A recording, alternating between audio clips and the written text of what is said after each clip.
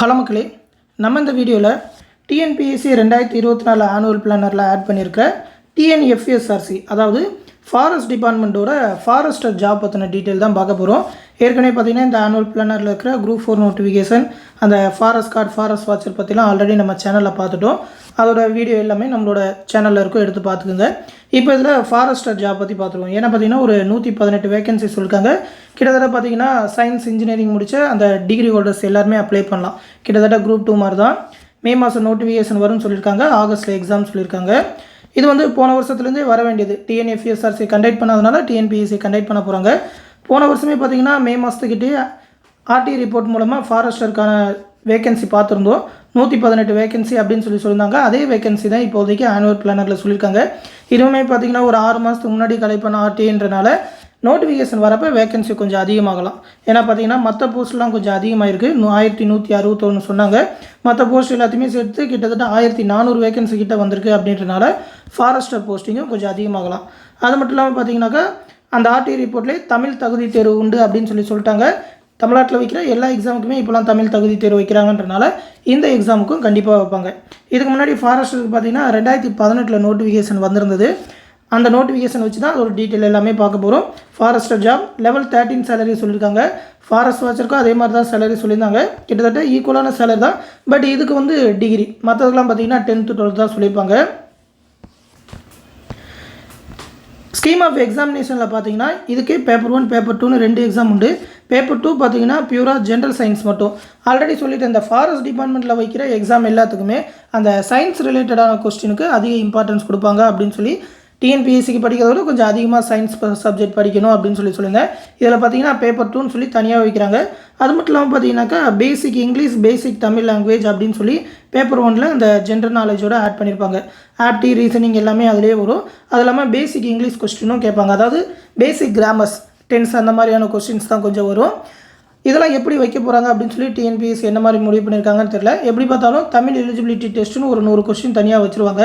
இது எல்லாத்தையுமே ஆட் பண்ணி இன்னொரு பேப்பராக 100 கொஸ்டின்ற மாதிரி 200 கொஸ்டினாக வைக்க போகிறாங்களா? அப்படி இல்லைனாக்கா காலையில் வந்து இந்த மாதிரி பேப்பர் 1 அப்படின்னு சொல்லி அந்த ஜென்ரல் நாலேஜ், அது மட்டும் இல்லாமல் தமிழ் எல்லாத்தையுமே ஜாயின் பண்ணி 200 கொஸ்டினும், பேப்பர் 2ன்னு சொல்லி மதியம் இல்லைனா அந்த மாதிரி தனியாக எக்ஸாம் வைப்பாங்க. அந்த மாதிரி வைக்கிறப்ப ஜென்ரல் சயின்ஸ் மட்டும் தனியாக வைக்க போகிறாங்களான்னு தெரில.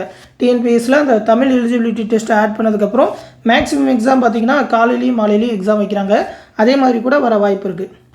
இதுக்கு முன்னாடி 100 மார்க்குக்கு கொஸ்டின் கேட்டுருந்தாங்க. 3 மணி நேரம் எக்ஸாம் அப்படின்னு சொல்லி வச்சுருந்தாங்க. இந்த தடவை எப்படி வைக்க போகிறாங்க அப்படின்னு சொல்லி பார்க்கணும். இங்கிலீஷ் அண்ட் தமிழ் ரெண்டுத்துலேயுமே தான் கொஸ்டின்ஸ் எல்லாமே இருக்கும், அந்த தமிழ் கொஸ்டின்ஸ் தவிர. ஏஜ் லிமிட்டை பொறுத்த வரைக்கும் எந்த விதமான சேஞ்சஸும் பெருசாக இருக்காது. ஏன்னா பார்த்தீங்கன்னா இதுவும் பார்த்திங்கன்னா ஒரு யூனிஃபார்ம் சர்வீஸ் அப்படின்றனால ஏஜ் லிமிட் கண்டிப்பாக இருக்கணும்னு தான் பார்ப்பாங்க. ஜென்ரலுக்கு பார்த்திங்கன்னா 21லேருந்து 30ன்னு சொல்லியிருக்காங்க. அந்த பேண்டமிக்னால ஒரு ரிலாக்ஸேஷன் 2 வருஷம் கொடுத்து வேணால் 32 அப்படின்னு சொல்லுவாங்க வரப்போகிற நோட்டிஃபிகேஷனில்.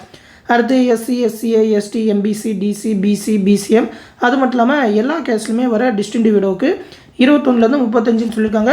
ஒரு 2 வருஷம் ரிலாக்ஸேஷன் கொடுத்து 37 அப்படின்னு சொல்கிறதுக்கு வாய்ப்பு இருக்குது. இதுக்கு பார்த்தீங்கன்னாக்கா அந்த maximum age limit, no age limit அப்படின்ற மாதிரிலாம் கொடுக்கறதுக்கு வாய்ப்பு இல்லைன்னு தான் நினைக்கிறேன். ஏன்னா இதுக்கு கண்டிப்பாக ஏஜ் லிமிட் வைப்பாங்க. எஜுகேஷன் குவாலிஃபிகேஷனை பொறுத்த வரைக்கும் பார்த்தீங்கன்னா bachelor degree in science and engineering அப்படின்னு சொல்லியிருக்காங்க. நல்லா பார்த்துக்கோங்க, சயின்ஸ் அண்ட் இன்ஜினியரிங் தான் சொல்லியிருக்காங்க.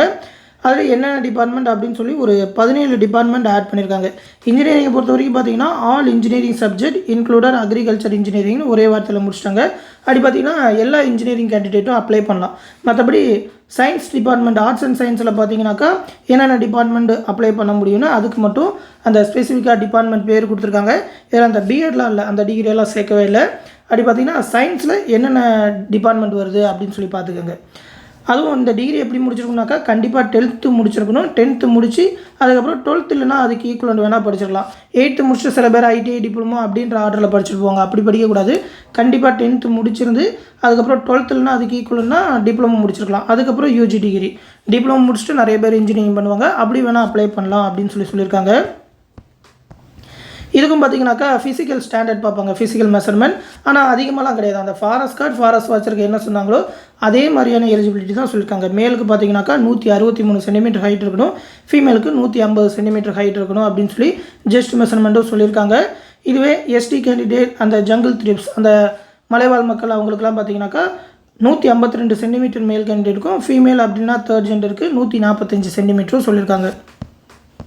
இந்த ஃபிசிக்கல் ஸ்டாண்டர்டுக்கு பார்த்தீங்கன்னாக்கா மெடிக்கல் சர்டிஃபிகேட் வாங்கி கொடுக்கணும். அதாவது பார்த்தீங்கன்னா அசிஸ்டன்ட் சர்ஜியன் அப்பாயிண்டட் பை கவர்மெண்ட்டோட அந்த அசிஸ்டன்ட் சர்ஜியன் போஸ்ட்டுக்கு மேலே இருக்கிற அந்த மெடிக்கல் ஆஃபீஸர்கிட்ட இந்த மாதிரி ஃபிசிக்கல் மெஷர்மெண்ட் வாங்கி வச்சுருக்கணும் அப்படின்னு சொல்லியிருக்காங்க.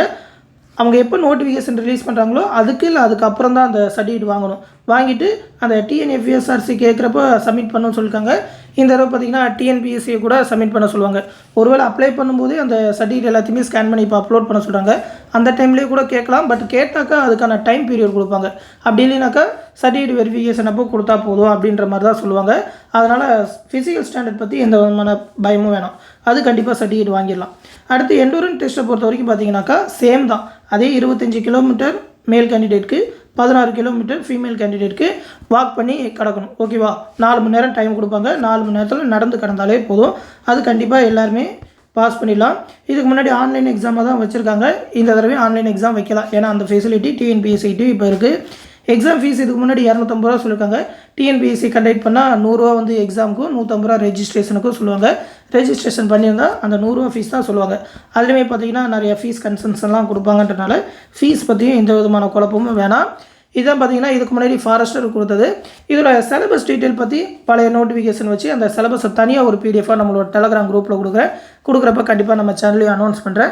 ஏன்னா பார்த்தீங்கன்னா இதுக்கு வந்து அந்த ஜென்ரல் சயின்ஸ்லாம் உண்டுன்றனால என்ன மாதிரி படிக்கணும் அப்படின்னு சொல்லி கொஞ்சம் முன்னாடியே பார்த்து வச்சுருக்கணும். கிட்டத்தட்ட பார்த்தீங்கன்னா குரூப் 2க்கு அப்ளை பண்ணுற எல்லாருமே இந்த ஜாபுக்கு அப்ளை பண்ணலாம். நிறையா டிகிரி கொடுத்துருக்காங்க. எலிஜிபிலிட்டி அந்த ஃபிசிக்கல் ஸ்டாண்டர்ட்லாம் பார்த்தீங்கன்னா ரொம்ப கம்மி தான் அப்படின்றனால கண்டிப்பாக அப்ளை பண்ணலாம். தொடர்ந்து நோட்டிஃபிகேஷன் இருக்குது இந்த வருஷத்தில் அப்படின்றனால கண்டினியூஸாக ப்ரிப்பேர் பண்ணிகிட்டே இருக்கலாம். குரூப் 4க்கு ஈக்குவலாக பார்த்தீங்கன்னாக்கா அந்த ஃபாரஸ்ட் கார்டு, ஃபாரஸ்ட் வாட்சர் அதே மாதிரி தான் பார்த்தீங்கன்னாக்கா இந்த ஃபாரஸ்டராக இருக்கட்டும், அதுக்கப்புறம் குரூப் 2வாக இருக்கட்டும், குரூப் 1ஓட ப்ரிலிம்ஸாக இருக்கட்டும், எல்லாமே பார்த்தீங்கன்னா ஒரே ஸ்டாண்டர்டில் இருக்குன்றனால கண்டினியூஸாக எக்ஸாம் வந்துக்கிட்டே இருக்கும் இந்த வருஷத்தில். அதனால் உங்களோட ப்ரிப்பரேஷனை ஃபுல்லாக கொடுங்க. அதற்கான ஃபுல் கைடன்ஸ் தான் நம்ம சேனல்லையும் கொடுத்துக்கிட்டு இருக்கோம். ஆல்ரெடி இன்ஃபார்ம் பண்ணியிருப்போம். டிஎன்பிஎஸ்சி குரூப் 4 அண்ட் விஓ எக்ஸாமுக்கான செகண்ட் ஆன்லைன் பேட்ச் வந்து நேற்றுலேருந்து ஸ்டார்ட் பண்ணிட்டோம். நேற்றே மெட்டீரியல், வீடியோ கிளாஸஸ் எல்லாமே பாதி ப்ரொவைட் பண்ணிட்டோம். எல்லாருமே ஜாயின் பண்ணியாச்சு.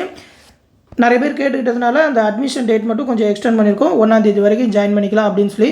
ஏன்னா பார்த்தீங்கன்னா 2ஆம் தேதி எக்ஸாம் ஸ்டார்ட் ஆயிரும். அந்த ஷெடியூலில் இந்த விதமான சேஞ்சஸும் பண்ணல. அப்படி சேஞ்ச் பண்ணாக்கா குரூப் 4க்கு கொஞ்சம் டிஸ்டர்பாக இருக்கும் அப்படின்றனால ஷெடியூலில் எந்த விதமான சேஞ்சும் இல்லை. அந்த ஷெடியூல் எடுத்து பார்த்துக்கோங்க என்னன்னைக்கு எக்ஸாம் அப்படின்னு சொல்லி. ஜாயின் பண்ண விருப்பம் இருக்கிறவங்க நம்மளோட டெஸ்ட் பேட்சில் ஜாயின் பண்ணிக்கோங்க.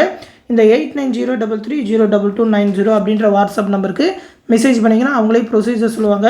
இந்த 9487808620 அப்படின்ற கூகுள் பே, ஃபோன்பே நம்பருக்கு பே பண்ணிவிட்டு அதை ஸ்க்ரீன்ஷாட் எடுத்து சென்ட் பண்ணிங்கனாக்கா உங்களையும் அந்த பேட்சில் ஜாயின் பண்ணி விட்ருவாங்க. இந்த பேட்ச்லேயே பார்த்தீங்கன்னாக்கா 25 தேர்வுகள், எல்லா சப்ஜெக்ட்டுக்குமான தேர்வுகள், அதோட அட்டவணை வந்து இந்த வீடியோக்குள்ளே டிஸ்கிரிப்ஷனில் பிடிஎஃபில் கொடுத்துருக்கேன். எடுத்து பார்த்துக்கோங்க. ஆல்ரெடி நம்ம சேனல்லேயே அதை பற்றி வீடியோ போட்டிருக்கேன். அந்த வீடியோ லிங்க்கும் இந்த வீடியோக்குள்ளே டிஸ்கிரிப்ஷனில் இருக்கும். ஃபுல் எக்ஸ்ப்ளனேஷன் அந்த டெஸ்ட் பேட்ச் பற்றி சொல்லியிருப்பேன். அது மட்டும் இல்லாமல் எல்லா சப்ஜெக்ட்டுக்கான ஸ்டடி மெட்டீரியல் ஒன்லைனர் பிடிஎஃபாகவே ப்ரொவைட் பண்ணிடுவோம். ஜென்ரல் சயின்ஸ் முதற்கொண்டு. ஜென்ரல் சயின்ஸுக்கு வந்து 9th 10th மட்டும்தான் குரூப் 4 பொறுத்த வரைக்கும் டெஸ்ட் வைக்கிறோம். ஏன்னா அதுலேருந்து தான் 8 கொஸ்டினுக்கு மேலே கேட்குறாங்கன்றனால சயின்ஸ் வந்து கொஞ்சம் அதிக சிலபஸ். இதை மட்டும் படித்தாலே குரூப் 4 கரெக்டாக இருக்குன்றனால அதுக்கு மட்டும் டெஸ்ட் வச்சுருக்கோம். பட் மெட்டீரியலை பொறுத்த வரைக்கும் பார்த்தீங்கன்னா 6th to 10th ஃபுல்லாகவே அந்த ஒன்லைனர் பிடிஎஃப் ப்ரொவைட் பண்ணிடுவோம். அதனால் சயின்ஸை பற்றி எந்த விதமான பயமும் தேவையில்லை. ஃபாரஸ்ட் எக்ஸாமுக்கு நீங்கள் ப்ரிப்பேர் பண்ணுறீங்க அப்படின்னா கூட நம்மளோட குரூப் 4 பேட்சில் ஜாயின் பண்ணிக்கலாம். இப்போலேருந்தே ப்ரிப்பரேஷன் பண்ணிங்கன்னா தான் அந்த எக்ஸாமுக்கு கரெக்டாக இருக்கும். ஏன்னா குரூப் 4க்கு 150 டேஸ் தான் டைம் இருக்குது. அடுத்தடுத்து ஒரு 50 நாளில் எக்ஸாம் வந்துக்கிட்டே இருக்கும். அதே மாதிரி பார்த்தீங்கன்னா மேக்ஸ், ரீசனிங் அதற்கான வீடியோ கிளாஸஸும் நம்ம டெலகிராம் குரூப் மூலமாகவே ப்ரொவைட் பண்ணிடுவோம். எல்லாமே ரெக்கார்டட் வீடியோஸ்ன்றனால நீங்கள் அந்த டெலகிராம் குரூப்லேயே எனி டைம் டவுன்லோட் பண்ணி படிச்சுக்க முடியும். எல்லா டவுட்டுமே பார்த்தீங்கன்னாக்கா வாட்ஸ்அப் நம்பர் மூலமாகவே கிளியர் பண்ணி கொடுத்துருவோம். விருப்பம் இருக்கிறவங்க அந்த டெஸ்ட் பேட்ச்லையும் ஜாயின் பண்ணிக்கோங்க. எந்த டவுட்னாலும் இந்த 8903302290 வாட்ஸ்அப் நம்பருக்கு கேட்டு தெரிஞ்சுக்கோங்க. தொடர்ந்து இந்த ஃபாரஸ்ட் எக்ஸாமுக்கான சிலபஸ் என்னென்ன படிக்கணும் அப்படின்னு சொல்லி அடுத்தடுத்த வீடியோவில் பார்ப்போம். அந்த வீடியோஸையும் தொடர்ந்து பார்க்குறதுக்கு மறக்காமல் நம்ம சேனலையும் சப்ஸ்கிரைப் பண்ணி வச்சுக்கோங்க. அடுத்து இன்னொரு முக்கியமான அப்டேட்டோட சந்திப்போம். நன்றி.